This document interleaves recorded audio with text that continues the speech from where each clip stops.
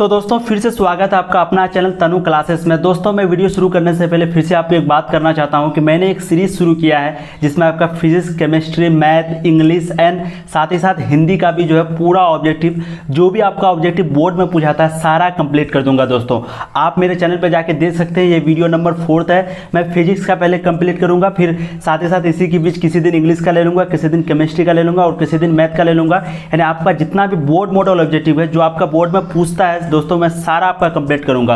और दोस्तों मैं जितना भी ऑब्जेक्टिव पढ़ाता हूं वो लगभग बोर्ड में पूछा जा चुका है या फिर पूछेगा ही, उस तरह का ऑब्जेक्टिव क्वेश्चन आपका मैं डिस्कस करता हूं। तो दोस्तों आप एक बार चैनल में जाके देख सकते हैं, क्योंकि दोस्तों आप जानते हैं बिहार बोर्ड ने इस बार सिलेबस में कोई कटौती नहीं किया है, जिस कारण स्टूडेंट को बहुत सारी प्रॉब्लम आने वाली है, क्योंकि मात्र 6 महीना बचा हुआ और सारा कोर्स कंप्लीट करना है, क्योंकि सिलेबस में एक भी कटौती नहीं हुआ दोस्तों। ठीक है, इसलिए आप वीडियो को अपने दोस्तों को शेयर करें ताकि आपकी वजह से उसका भी फायदा हो और आप जिसके बारे में भलाई सोचेंगे आपका भी भला होगा दोस्तों। ठीक है, और मेरे को भी सपोर्ट मिलेगा इससे दोस्तों, बहुत ज़्यादा सपोर्ट मिलेगा। अगर आप लोग का व्यूअर बढ़ेगा, सब्सक्राइबर बढ़ेगा तो हमें भी वीडियो बनाने का और मन करेगा। हो सकता है मैं एक दिन में 2, 3, 4 वीडियो तक अपलोड कर दूं।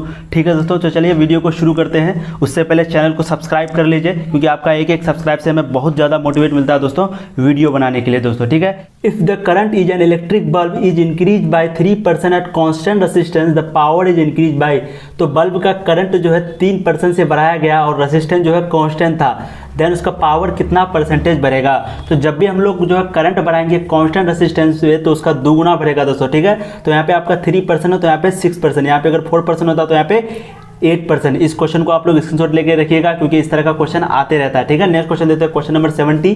द स्पेसिफिक रेसिस्टेंस, जिसको हम लोग रेसिस्टिविटी भी कहते हैं, of a conductor increases with, तो स्पेसिफिक रेसिस्टेंस जो है कंडक्टर का बढ़ता है किसके साथ, तो आपका option A right answer, option A increases of temperature, यानी टेम्परेचर के बढ़ने से स्पेसिफिक रेसिस्टेंस बढ़ता है कंडक्टर का।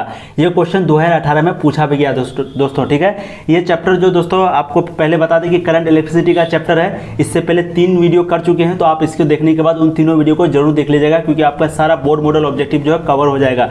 ठीक है दोस्तों, और ये वीडियो इस सीरीज पे आप जो है बने रहिएगा। तो आपका नेक्स्ट क्वेश्चन देते हैं, question number 70। The drift velocity and applied electric field, drift velocity को VD से सूचित करते हैं एंड इलेक्ट्रिक फील्ड को E से, of a conductor are related as, ये भी 2018 सेक्शन ए में पूछा गया है। तो इसका रिलेशन पूछ रहा है आपको ड्रिफ्ट वेलोसिटी और इलेक्ट्रिक फील्ड का। ठीक है दोस्तों, तो 71 का आपका राइट आंसर होगा option B, VD is directly proportional to E electric field, यानी कि drift velocity is directly proportional to electric field. ठीक है दोस्तों, आपका बी वाला रिलेशन जो है राइट आंसर होगा। इस तरह का रिलेशन आपको पूछता है और 2018 में ये क्वेश्चन पूछा भी है। फिर नेक्स्ट क्वेश्चन देखते हैं, power of electrical circuit is, हम लोग इसको पढ़ चुके हैं पहले भी, और ये 2019 में सेक्शन सी में आपका पूछा भी गया दोस्तों। ठीक है, जितना भी क्वेश्चन होगा आपका पूरा बोर्ड मॉडल ऑब्जेक्टिव होगा, और जो पूछने वाला होगा वो भी ऑब्जेक्टिव आपका डिस्कशन हो जाएगा। तो यहाँ पर पूछ रहा है इलेक्ट्रिकल सर्किट का पावर क्या होता है, हम लोग पहले पढ़ चुके हैं। तो 72 का आपका राइट आंसर होगा ऑप्शन सी, V²/R। किसका पावर है, इलेक्ट्रिक सर्किट का पावर है V²/R, आपका ऑप्शन सी राइट आंसर होगा। ठीक है दोस्तों, फिर नेक्स्ट क्वेश्चन देते हैं, क्वेश्चन नंबर 73 आपका, इलेक्ट्रॉन वोल्ट, जिसको हम लोग EV से सूचित करते हैं, इज यूनिट ऑफ, तो इलेक्ट्रॉन वोल्ट जो है कौन चीज का यूनिट है, तो 73 का आपका right answer option D, energy. ये भी क्वेश्चन बहुत इंपॉर्टेंट है, 2019 सेक्शन सी में पूछा गया दोस्तों। ठीक है, तो इलेक्ट्रॉन वोल्ट जो है एनर्जी का यूनिट है, आपका ऑप्शन डी राइट आंसर है। दोस्तों आपका करंट इलेक्ट्रिसिटी का यानी कि यूनिट 2 का सारा ऑब्जेक्टिव कंप्लीट हुआ, और आप अगर ये तीनों वीडियो को देख चुके हैं तो आपको, मुझे नहीं लगता कि आपका कहीं से और पूछने वाला है क्वेश्चन। ठीक है दोस्तों, आप अपने से जितना कर सकते हैं तैयारी कीजिए, लेकिन मैं जितना पढ़ाता हूं उतना आप जरूर कीजिएगा। फिर हम लोग अब सेक्शन यूनिट 3 शुरू करेंगे, जिसका नाम है magnetic effect of current and magnetism. इसका भी शायद मुझे 2 या 3 वीडियो बनानी पड़ेगी। ठीक है, तो सबसे पहला क्वेश्चन देखते हैं, द परमेबिलिटी, जिसको हम लोग माइक्रो से सूचित करते हैं, ऑफ फेरोमेटिक सब्सटेंस इज, तो फेरोमेटिक सब्सटेंस का परमेबिलिटी क्या होता है। ठीक है, परमेबिलिटी फेरोमेटिक सब्सटेंस का क्या होता है, ये 2012 में आपका पूछा भी गया है। तो 1 का आपका राइट आंसर हो जाएगा option A, mu is greater than 1। क्या होता है आपका, म्यू इज ग्रेटर देन 1। इस तरह का क्वेश्चन आपका पूछता है दोस्तों, रिलेशन वाला, परमेबिलिटी क्या होता है, म्यू इज ग्रेटर देन 1, 2012 में ये पूछा भी गया। फिर नेक्स्ट क्वेश्चन देखते हैं, dimension of magnetic field is, तो मैग्नेटिक फील्ड का डायमेंशन क्या होता है, शायद आपको मालूम है, 2016 में ये भी क्वेश्चन पूछा गया है। तो सेकंड का आपका राइट आंसर हो जाएगा ऑप्शन ए, I-1 ml0 T-2 या फिर I-1 M1 L0 T-2। इस तरह से हम लोग पढ़ सकते हैं, इसको आपको रट लेना है, ठीक है। ये मैग्नेटिक फील्ड का डायमेंशन है। फिर नेक्स्ट क्वेश्चन देखते हैं, question number 3, dimension of permeability. तो परमेबिलिटी का डायमेंशन क्या है, ये भी 2015 में पूछा गया है, सारा बोर्ड मॉडल ऑब्जेक्टिव है आपका। तो परमेबिलिटी का डायमेंशन क्या है, ठीक है दोस्तों। तो आपको शायद मालूम हो, थर्ड का राइट आंसर होगा ऑप्शन बी MLT2I-2। MLT2I-2 किसका परमेबिलिटी का डायमेंशन है, किसका परमेबिलिटी का। फिर नेक्स्ट क्वेश्चन देखते हैं, क्वेश्चन नंबर 4 आपका, the angle between magnetic median and geographical median is called. तो the angle between magnetic median and geographical meridian is called. तो जियोग्राफिकल मेरिडियन और मैग्नेटिक मेरिडियन के बीच का एंगल को क्या कहते हैं। ये भी क्वेश्चन बहुत इंपॉर्टेंट है, लॉजिकल वाला क्वेश्चन है, बहुत इंपॉर्टेंट क्वेश्चन है आपका। तो 4 का आपका राइट आंसर रहेगा ऑप्शन ए डिक्लाइनेशन या फिर डिक्लिनेशन भी इसको बोल सकते हैं। तो इस बीच के एंगल को, यानी कि मैग्नेटिक मेरिडियन और जियोग्राफिकल मेरिडियन के बीच के एंगल को क्या कहते हैं, डिक्लिनेशन, ठीक है। फिर नेक्स्ट क्वेश्चन देखते हैं, निकेल इज। तो निकेल आपका क्या है, ये क्वेश्चन भी वेरी वेरी इंपॉर्टेंट है, 2011 और 2015 में पूछा गया है दोस्तों, ठीक है। तो निकेल क्या है। तो 5 का आपका राइट आंसर होगा ऑप्शन सी फेरोमैग्नेटिक। कंफ्यूज नहीं होना, निकेल क्या होता है, फेरोमैग्नेटिक से आया है, ठीक है। फिर नेक्स्ट क्वेश्चन देखते हैं, क्वेश्चन नंबर 6 है आपका, the value of magnetic force feel at the surface of earth is. तो मैग्नेटिक फोर्स का जो वैल्यू सरफेस ऑफ अर्थ यानी अर्थ के सरफेस पे कितना होता है। तो 6 का आपका right answer option A 1 Gauss.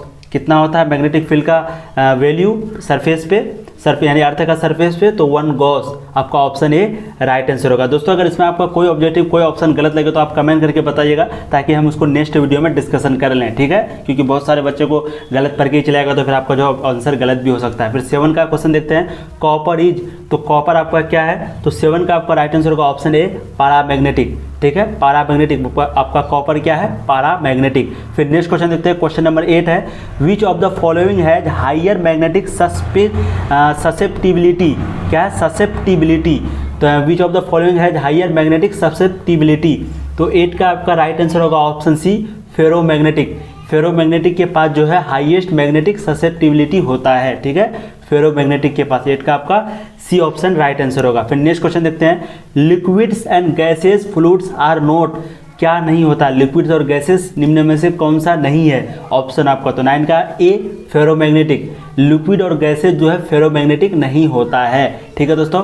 फिर नेक्स्ट क्वेश्चन देखते हैं, क्वेश्चन नंबर 10 आपका, बहुत इंपॉर्टेंट क्वेश्चन है ये भी, the relation between geometrical length यानी कि जिसको हम लोग LG से सूचित करते हैं, डिनोट करते हैं, एंड मैग्नेटिकल लेंथ जिसको हम लोग LM से सूचित करते हैं। तो इन दोनों के बीच का रिलेशन क्या है, ये दोस्तों बहुत इंपॉर्टेंट क्वेश्चन है, ठीक है। इस तरह का क्वेश्चन आपका कॉम्पिटिशन में पूछा जाता है।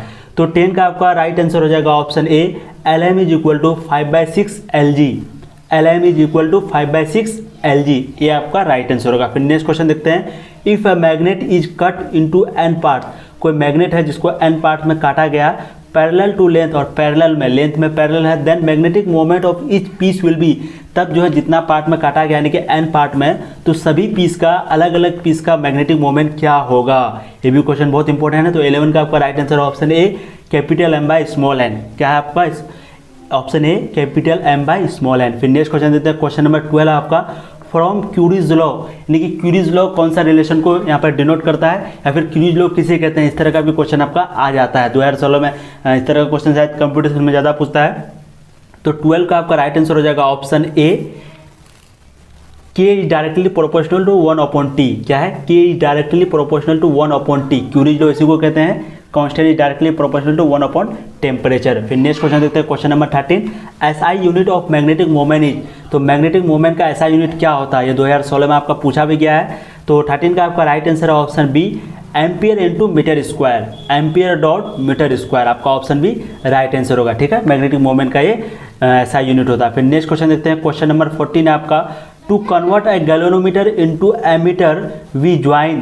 तो गैल्वेनोमीटर को एमीटर में बदलने के लिए हम लोग क्या करते हैं, यानी कौन सा सीरीज में जोड़ते हैं, ठीक है। तो 14 का आपका राइट आंसर हो जाएगा option A low resistance in parallel. Parallel को इस मतलब पैरेलल में जोड़ते हैं क्योंकि लो रेसिस्टेंस हो, ठीक है, लो रेसिस्टेंस इन पैरेलल। इस तरह का लॉजिकल सवाल जो आपका क्वेश्चन में पूछता है, और ये सब्जेक्टिव में आपको बहुत ज़्यादा हेल्प करेगा, ठीक है दोस्तों। आपको इस तरह क्वेश्चन दे देगा, आप जो है गैल्वेनोमीटर के बारे में लिख सकते हैं इस तरह का ऑप्शन, ठीक है। फिर a charge moving with uniform velocity produces, तो कोई चार्ज है जो यूनिफॉर्म वेलोसिटी से चलता है तो वो क्या प्रोड्यूस करता है। 2010 सेक्शन ए में आपका पूछा भी गया है। तो 15 का आपका राइट आंसर हो जाएगा ऑप्शन सी, इलेक्ट्रोमोटिव फील्ड। तो वो क्या प्रोड्यूस करता है, इलेक्ट्रोमोटिव फील्ड, यानी कि अगर वो यूनिफॉर्म वेलोसिटी में मूविंग करे चार्ज तो वो इलेक्ट्रोमोटिव फील्ड प्रोड्यूस करता है। फिर नेक्स्ट क्वेश्चन देते हैं, क्वेश्चन नंबर 16 है आपका, ऐसा unit of pole strength is, तो पोल स्ट्रेंथ का जो है ऐसा यूनिट क्या होता है, ये 2010 सेक्शन ए में पूछा भी गया है। तो पोल स्ट्रेंथ का ऐसा यूनिट होता है, 16 का आपका राइट आंसर हो जाएगा ऑप्शन सी, एमीटर, एम, ठीक है। पोल स्ट्रेंथ का ये ऐसा यूनिट होता है, ठीक है। फिर नेक्स्ट क्वेश्चन देते हैं दोस्तों, क्वेश्चन नंबर 17 है, there is a circular coil having radius R, एक सर्कुलर कॉइल है जिसका रेडियस आर है, and number of turn and through which a current I current flows होता है, और नंबर ऑफ टर्न कितना है, नंबर ऑफ टर्न है आपका n, ठीक है। रेडियस r है, नंबर ऑफ टर्न n है, and which a current I current जो आपका फ्लो होता है। Then magnetic induction at its centre is, तो उसका सेंटर पे मैग्नेटिक इंडक्शन कितना होगा। तो 17 का आपका right answer option C, IN 1/r, IN 1/r। इस तरह का भी क्वेश्चन पूछा जाता है आपका, ये सब क्वेश्चन आपका कंपटीशन में ज़्यादा पूछता है, तो क्या होगा, IN 1/r। इसी तरह का क्वेश्चन का चांस 2018 में आने का बहुत ज़्यादा संभावना था, और बहुत सारा क्वेश्चन इस तरह का आया है। उम्मीद है दोस्तों आपको वीडियो अच्छी लगी होगी। इसी तरह का वीडियो मैं फिर से नेक्स्ट वीडियो लेके आऊँगा। आप कमेंट कर सकते हैं कौन सा सब्जेक्ट का सबसे पहले आपको बनाऊँ, फिजिक्स का या फिर इंग्लिश हिंदी का, जो आपको ज़रूरत हो। और दोस्तों वीडियो को प्लीज़ शेयर करें अपने दोस्तों को, आपकी वजह से उसको भी बहुत ज़्यादा फायदा होगा, और मुझे भी दोस्तों, क्योंकि सब्सक्राइबर और व्यूअर मेरा बढ़ेगा तो मुझे और ज़्यादा वीडियो बनाने का मन करेगा, ठीक है दोस्तों। आपको अगर वीडियो अच्छी लगी हो तो वीडियो को लाइक करें और चैनल को सब्सक्राइब कर दो, क्योंकि जब मैं अपलोड करता हूँ तो आपको सबसे पहले नोटिफिकेशन जाए। तब तक के लिए जय हिंद, वंदे मातरम।